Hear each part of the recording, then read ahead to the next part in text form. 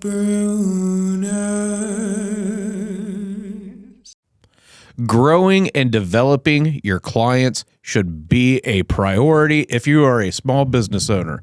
And today, we're going to give you some tips on how to do just that. I'm Gary. And I'm Andrew. And we are with Brunner's Lawn and Services. And today, we have your Brunner's Bits. What's happening, my brother? Sleepy. Sleepy? Just my overall for the day is, it's kind of gloomy outside, and I just wanted to nap. Yeah, same here. Last night, I lost a bit of sleep. So, but all right. As a small business owner, serving the Miami Valley for 14 years, Andy, we recognize and believe in treating our clients and our team with integrity, dependability, and Respect. I mean, those are important key values. When you prioritize those kind of values with your clients, you can provide top-notch service that fosters a long-term relationship. Many companies grow their clients in different ways.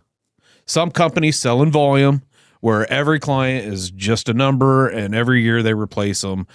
Credit card company, the credit card machines do that. After your 12-month warranty's up, the salesman moves on to the next thing. I'm very animated today. I was noticing that. But others like ours, we really focus on the experience that our customers have when they're using our company to fill that service. So today, let's give 3 steps to how Brunner's approaches growing and developing our clients. You down with that? Sounds good. All right. So step 1 is, and I'm sure you feel the same way, Andy, learning about your client and showing them that you truly care about them and their team is pretty damn important.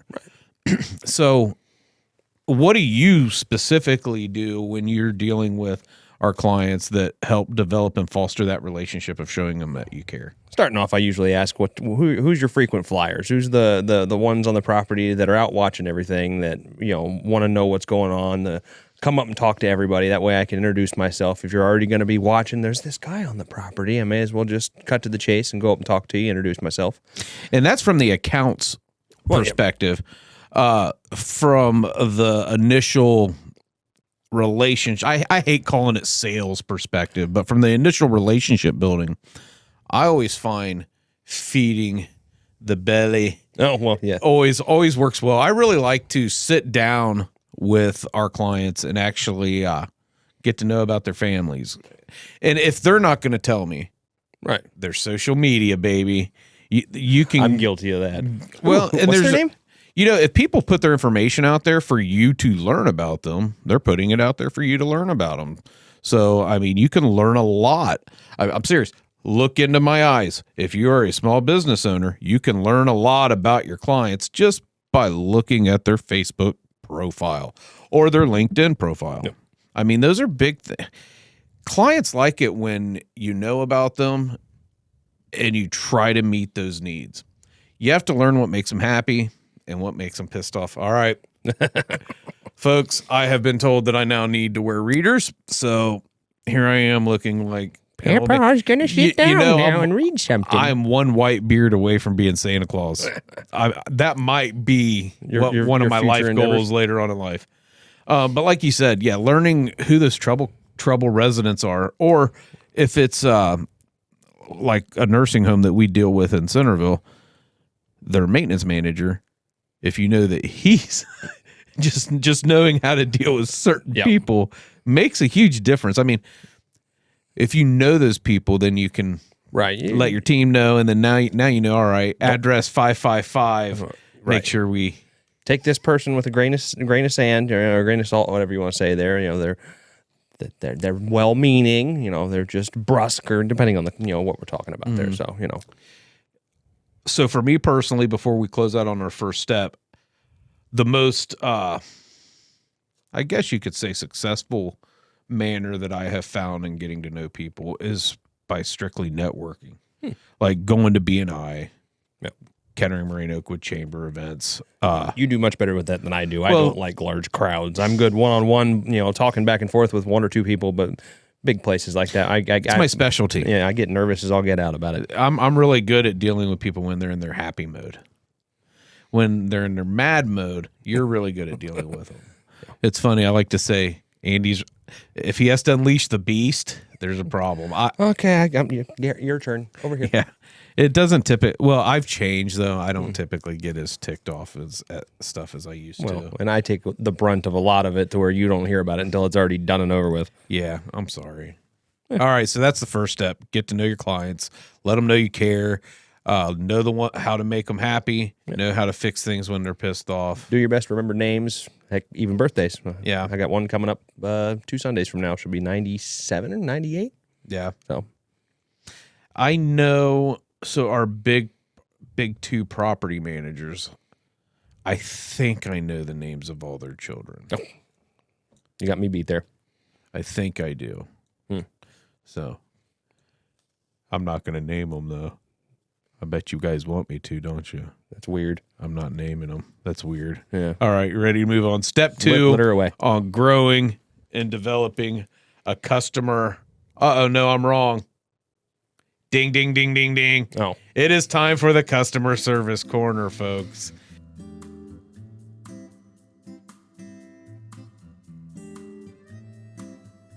It is that time where me and Andy sit down and we discuss with you like a customer service pain point or something that has to do with our team that may deal with a customer.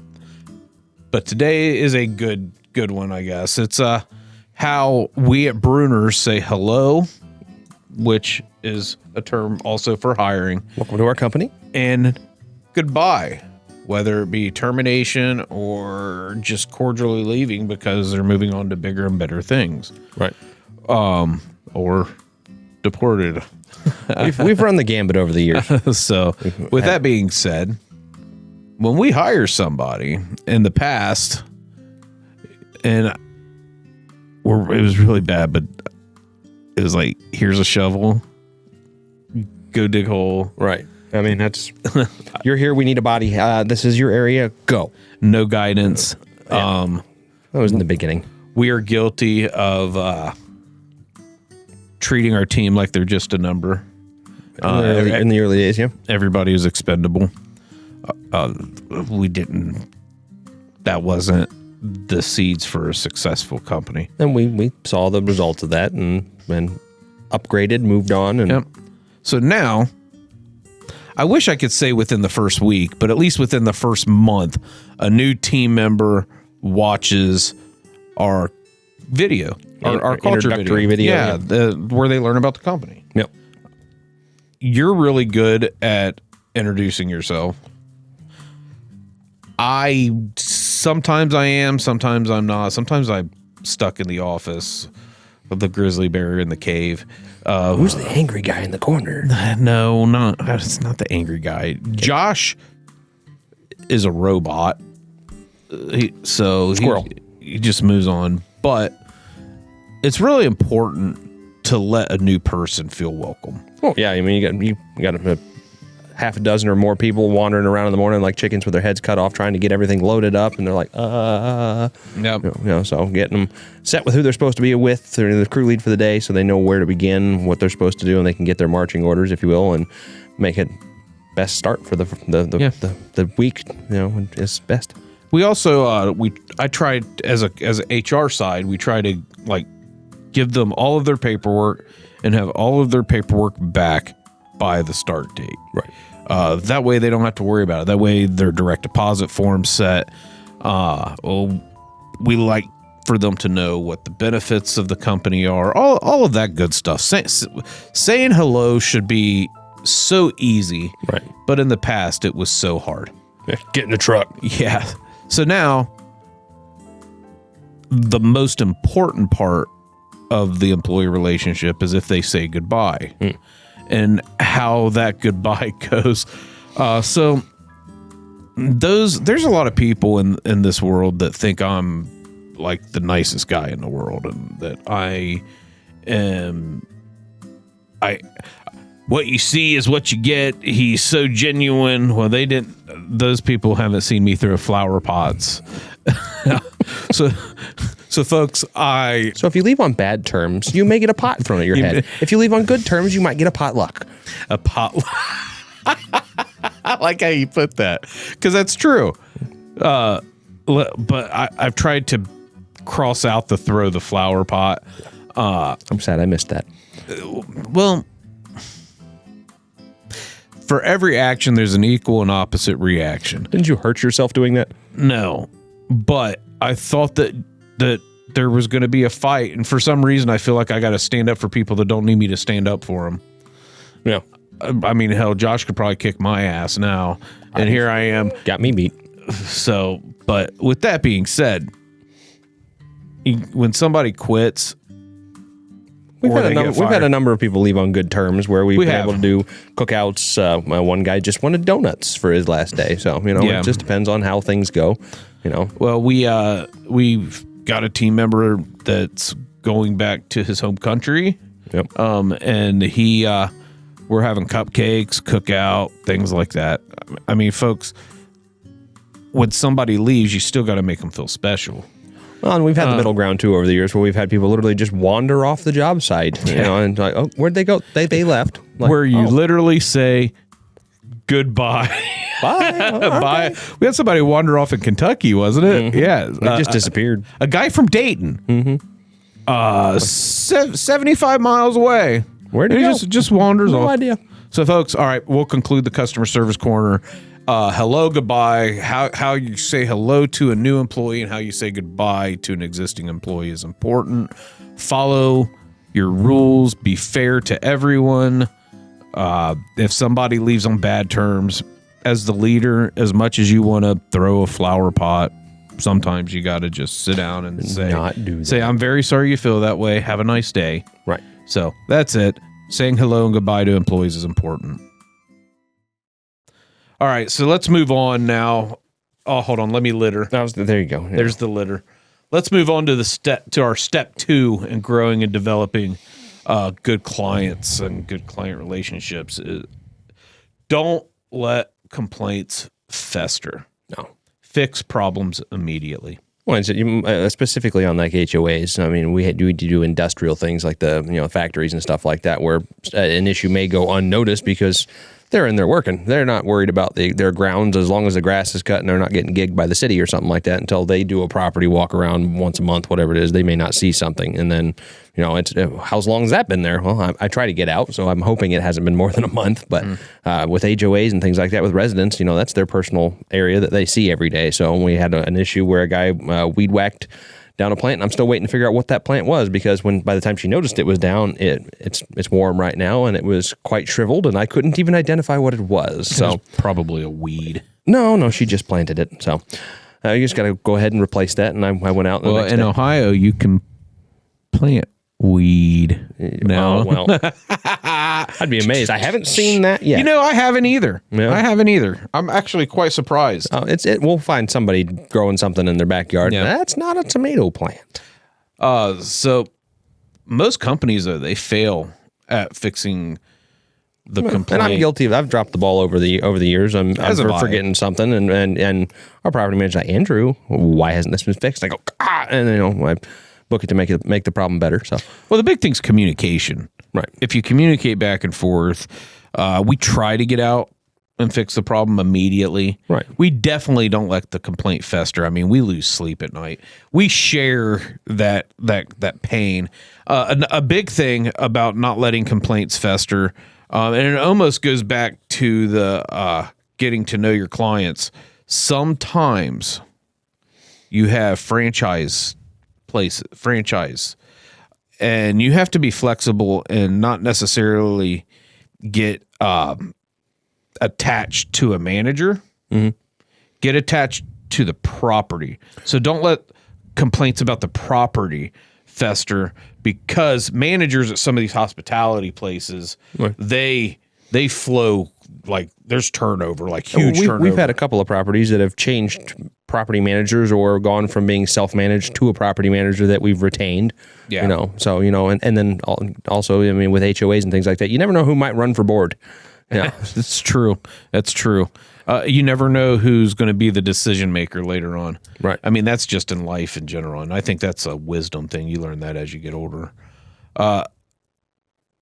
If you break something too, and this is a big thing. Like, if there's one thing at our company that we would get on a team member about and they could lose their job on the spot, so if they lied to us about breaking something. Right. I mean, accidents happen. I mean, and especially, when we're on a large property, things change. So things like that, where there's 400 or 500 residents, you got to pay attention, because you never know what kids have thrown baseballs, golf balls out in the yard, and you run it over with a lawnmower and it fires through a window. That's happened. And everybody has a camera.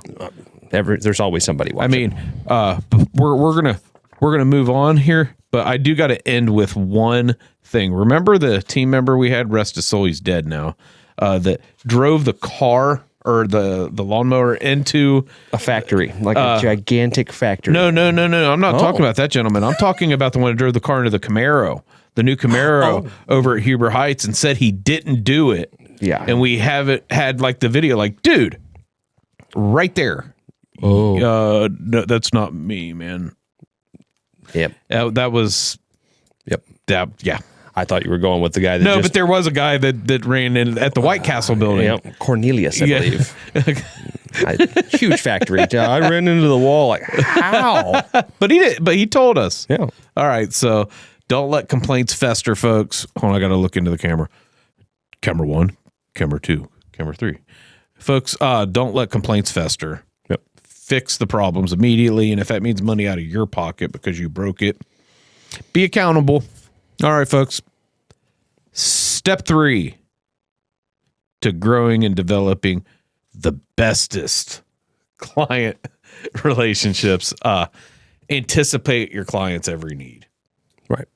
Well, we go out and do QCs. I mean, just finding problems. I mean, it doesn't even mean the on the landscaping side, really. I mean, we have a number of properties that butt up to other properties that are for the same property management company, but we don't maintenance them. And I've seen things being on a property, for instance, a gutter that was torn off the back of one of the buildings while I was walking one of our properties. And I knew the property manager. We had proposed it years ago, and I just snapped him a photo and sent it over to him. So, that's just an issue. And he went, oh, my God, thank you. So just keeping an eye out and helping along the way. You see squirrels crawling into the soffits of a building, something like that. And it's a quick phone call, and they go, oh, I didn't know about that problem. Thank you. Yep. So not to mention just dead tree, dead bush, that can you want me to remove this? Or there's washout here. And by anticipating your client's needs, if you're a commercial grounds maintenance company like we are, you protect your property manager. Because if you protect your property manager and you make her look good by fixing problems, or him, most of them that we work with are female, but we do have a couple male managers we work with. But if you anticipate those needs, it makes them look good. It makes them want to protect you. Right. It makes them want to defend you when they say you're wrong, but we know that we're right, or vice versa. But you protect. It's a relationship of trust. Yeah, you nip things in the bud, essentially. I mean, the so to speak, nip it in the bud. You nip those complaints in the bud. You make the client look good, and then, I mean, bear the weight of the problems. Yeah. I mean, bear the weight with your client. It's your property too. You want to keep it, right. So bear the weight. Make your manager's life easy. Littering. I mean, really, it's littering. It's important. Make your manager's life easy. If you do that, it makes our life easy. It makes it easier to go to bed at night when I know, like, I'm not the only one worrying about the problem. No. So a lot of sleep. There you have it, folks. Growing and developing good clients and good client relationships is important. It's part of what I call my columns of culture. Growing and developing clients. Yep. When you grow and develop your clients, you build a great company, and you do that by showing them you care, by making sure that you don't let complaints fester, being accountable, and anticipating their every need. And even if that means donuts.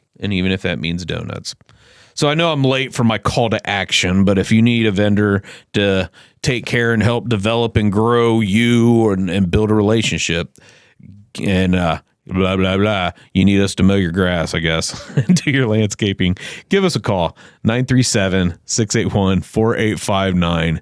You can visit our website at brunnersltd.com, or you can leave a comment below. Messed that up at the beginning. And I messed it up. Like, I had to throw it in there. But, I mean, yeah. All right, folks. At Brunner's Lawn and Services, what matters, Andy? satisfaction. All right. Y'all have a good day. Peace out.